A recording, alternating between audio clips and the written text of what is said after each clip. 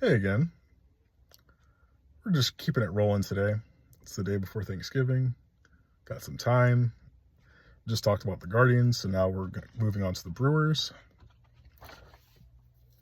Milwaukee had one of their best ever seasons, winning 95 games, made it to NLCS, and then fell flat on their faces against the Dodgers. I don't think that's a failure. People will make fun of them, say, oh, well, they never won the World Series, blah, blah, blah. But all things considered, they're really well-run team and should be emulated. So I don't think that that's... Sorry about that. Lots of stuff going on, as I said in the last video. So we're just going right one after the other for this. Hence the outfit, hence the same spot. Anyway, this one's going to be a little more interesting because there are a couple of moves I'm going to mention and some potential ways to just switch things up a little bit. Not too much, but enough. Well, I'll just explain what I mean there. So I think there's what ideally would happen. And again, this isn't really ideal, but it's more ideal than what probably will happen. And it's pretty unrealistic, I would say. So there's that. So I'll just quickly mention what I think is not going to happen, but should happen, which is the issue the Brewers have right now is shortstop. Joey Ortiz is not a good hitter at this point, and that's a bit of a black hole at the bottom of the lineup. He's fine defensively, but until Jesus Mate, Cooper Pratt, players like that are ready, which that's actually the next point to make, which is that there are three really good infielders who are in anywhere between high A and double A right now, with the two I just mentioned, plus Luis Pena. So long term, that easily is your infield. So outside of first base, obviously, but or you could always move one. That's kind of the bonus of having depth and prospects, and quality depth and prospects, I should say. But anyway, as of right now, shortstop's an issue, and what would be ideal is either to get Bo Bichette, which again, that's not realistic in the slightest, put him at second, move Terang to short, and then Ortiz just comes off the bench as a defensive replacement type of deal. Or have Hassan Kim come in as a stopgap at short, leave Terang at second, keep Durbin at third, have Monasterio be a utility player. That would be, I think, the ideal, because the rest of the lineup is fine. In theory, with Danny Jansen, who was brought in from the Rays to the Brewers, he's now a free agent. They could use an extra catcher behind William Contreras. That's William, right? Not Wilson. Yeah, William. And but they also have Jefferson. I assume it would be Jefferson because he's Spanish, but he's from a Spanish-speaking country.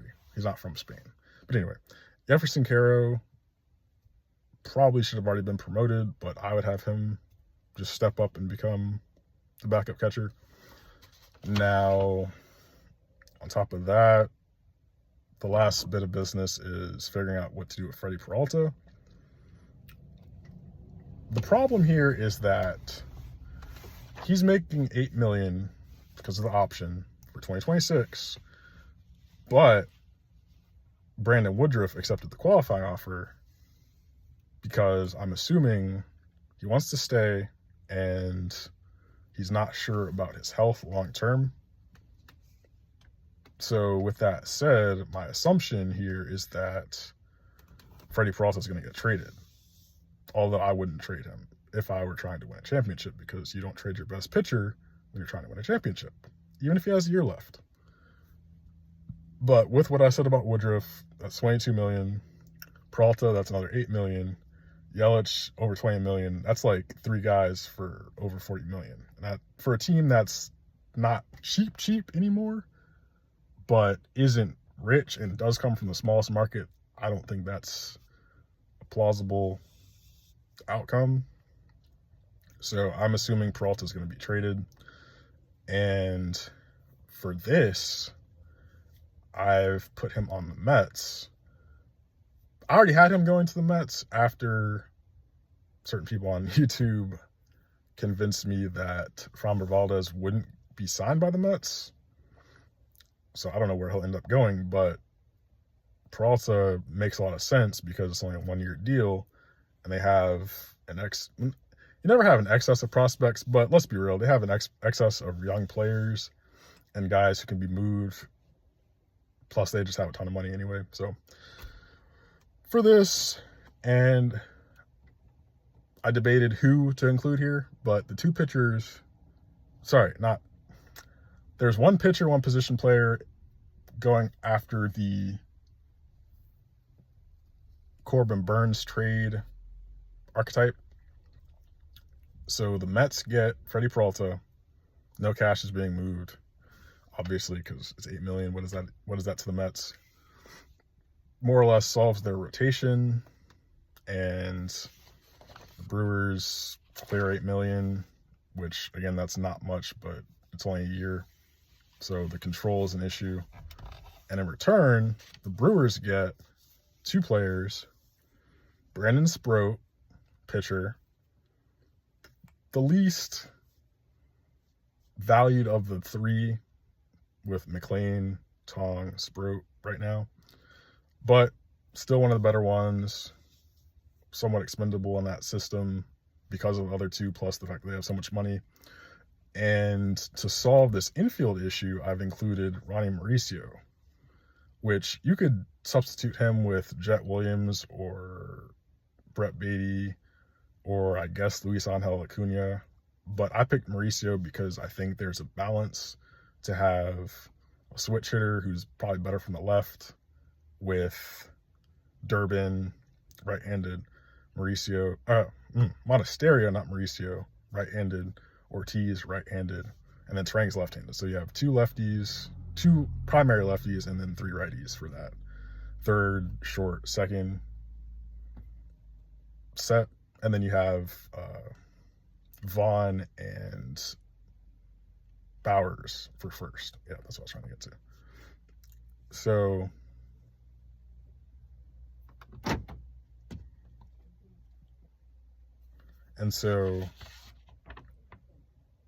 there's that.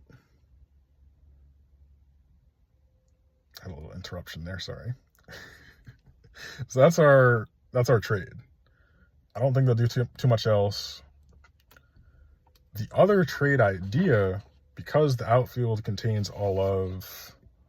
Yelich can still play the outfield, but he's more of a DH because he has back problems. Churio plays the outfield. Mitchell, Black, Perkins, Frelick, Bowers can also play the outfield. It's just Collins can play the outfield. There's so many outfielders. And so the idea is between Tyler Black and Garrett Mitchell, technically it could be both, but we're going to trade one of those to the Angels. I'm leaning Black, but I think Mitchell could also have some value. Black has 6 years of control. Mitchell has, I believe, 3, because I think he's just gotten into arbitration. That'll be something to check, but I didn't actually suggest a trade because I'm not sure what each one's valued at and which one the Angels would prefer. I just assume that with Taylor Ward going to the Orioles and with Mike Trout and Jorge Soler having their issues playing the outfield at this point, they would like one more who's left-handed.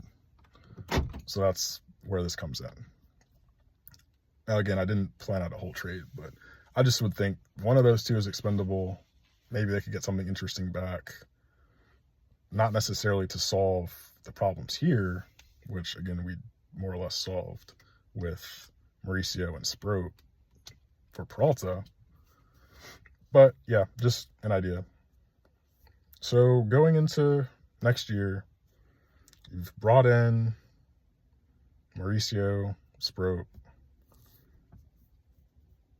Because Aaron Ashby makes so much compared to Sproat, either Sproat can be in AAA for a little bit, tweak some things that the Brewers might see, or be in the bullpen. We've moved Ashby to the rotation as the number 5. We have Woodruff, Mizorowski, Priester, Patrick, Ashby as the 5. The bullpen is Uribe and McGill at the back end, with Koenig, Mears.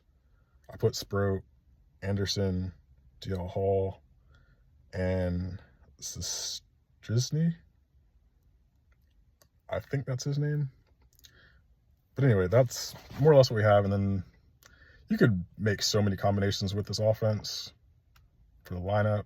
But I think the mainstays are Terang, Churio, Yelich, Contreras, Frelick, and I guess Vaughn, with Bowers, Durbin, Ortiz, Mauricio, Monasterio, Collins, Perkins, and one of Mitchell and Black. It's a lot of options. It's really impressive, actually, that a small market team has such depth. Plus, a couple other guys to mention with pitching are Logan Henderson and Robert Gasser, who Fangraphs has in AAA, which, like I said, that's impressive. It's nothing flashy.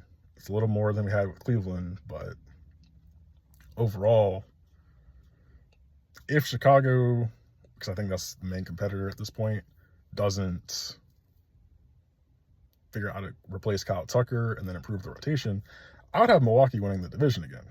And once you win the division, you can go anywhere, like they did until they ran into the Dodgers. So that's all we have for today. Thanks for watching, and I'll see you in the next one.